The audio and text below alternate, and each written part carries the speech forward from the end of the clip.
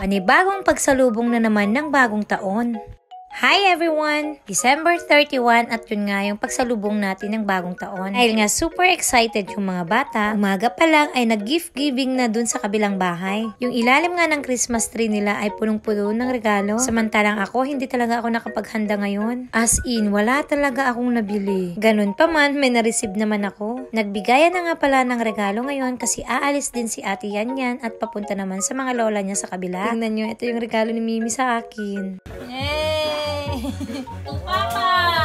Ang papa! Papa! Yay, dami ah! Kay mama.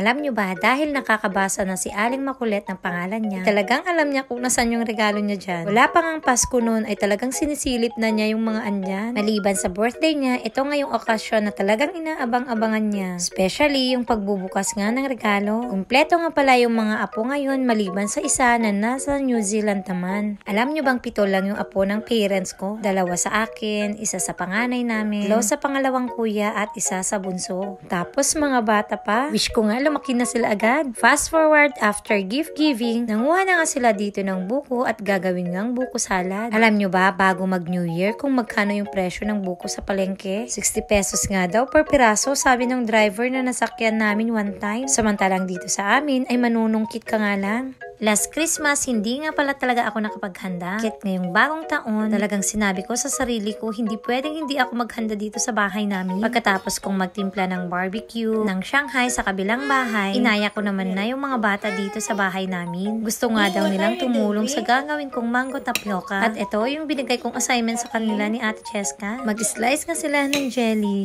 Alam nyo bang enjoy na enjoy nga sila dito? Especially itong si Mimi. Tuwang-tuwa siya sa pag-slice. Nga lang, medyo tumagal yung gawain kong to. Kasi kung ako lang mag-isa ang gagawa dito, ay mas mabilis ang kilos. Hindi nga rin ako makakagawa ng iba, gawa ng kailangan ko silang bantayan. At baka mahiwa pa yung mga kamay nila. At yan, nakapag-slice na nga sila at nag-break sila konti. Nung nakapaghiwa na rin ako ng cheese, nakapagbukas ng mga dilata, tinawag ko na rin sila para mag-mix-mix daw. Ito talaga yung inaabangan nilang gawain, yung paghahalo ng mga ingredients. Alam nyo bang ang daling gawin lang tong mango tapioca? At dahil medyo may kamahalan yung mango ngayon, jelly, mango flavor yung ginamit ko. Tapos may natirang white gulaman last time, 2 piraso ng mangga, maliliit na sagu, 1 kremsada at 1 condensed milk nga lang yung hinalo ko dito. Tapos kalahating pack ng queso cheese. Hinayaan ko nga lang yung 2 bata dito na magtimpla. Total, tansyado ko naman yung mga ingredients. Niready ko na lahat at sila na lang yung magbubuhos. After lunch nga akong gumawa dito sa bahay. Pero uunahan ko na kayo, talagang inabot ako hanggang gabi sa pagluluto. Dito kasi talaga kinain yung oras ko. Pero di bale, nag-enjoy naman tong mga bulinggit.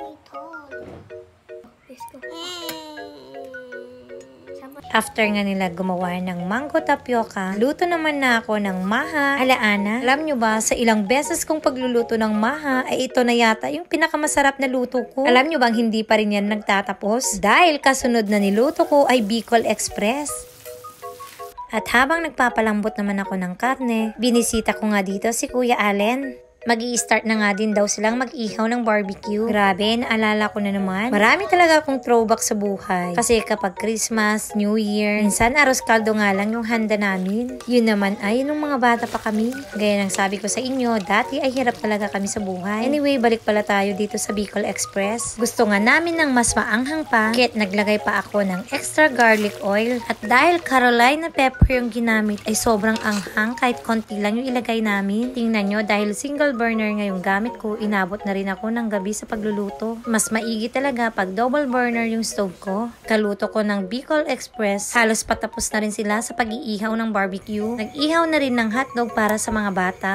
Pagkatapos ko pala ng Bicol Express ay nagluto pa ako dyan ng pansit at nagprita na rin ako ng tilapia. Past 8 na yata ako natapos sa pagluluto. Hindi ko na nga rin nagawang magpunta sa kabilang bahay. Alas 9 na at nagutom na rin yung mga bata. Kahit sabi ko mag-dinner na lang muna sila. At kahit tatatlo nga kami sa bahay, ganito karami yung hinanda ko. Gusto ko kasi talaga bountiful yung pagsalubong namin ngayon ng taon. Binihisan ko nga lang saglit tong sala namin para dito kami magpicture. Fast forward, natulog pala kami saglit at kagigising lang namin tong mga oras na to. Nag-alarm nga ako ng 11:30 para siguradong magigising kami. Gusto kasi naming manood ng fireworks. At habang nag-aabang ng fireworks, kumain na nga rin kami ng handa namin. Nambulabog nga rin ako sa kabilang bahay, pero hindi sila nagising except Kuya Allen at si Mamang. Si Mimi naman na excited at nag-aabang sa fireworks ay tulog pa rin. Sa sobrang antok siguro ay ayaw niyong bumangon. Kaya't kami na lang nanood. Compared last year, mas gising kami talaga nun. Kasi nung 2024 ay hindi na rin kami natulog. Dire-diretso nga kaming mulat nun.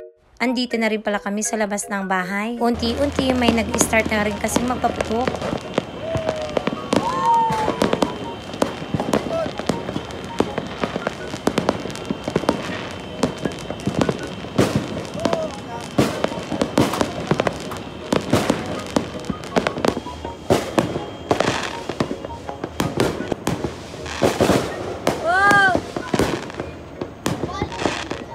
Happy New Year pala sa ating lahat. Sana patuloy tayong pagpalain ngayong taon.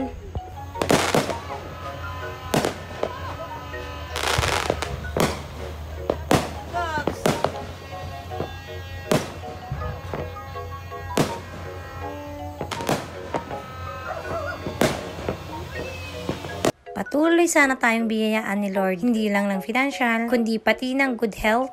At sana kung ano man yung hiniling nyo at hihilingin pa, matupad ng siksik, liglig at nag-uumapaw na blessings. Ang wish ko lang, sana patuloy pa rin akong maging inspiration sa mga taong nakasubaybay pa rin dito sa page natin. Paano? Hanggang dito na lang muna ulit. Maraming salamat sa 2024 na pagsama nyo sa akin. Samahan nyo ulit ako ngayong 2025 ha!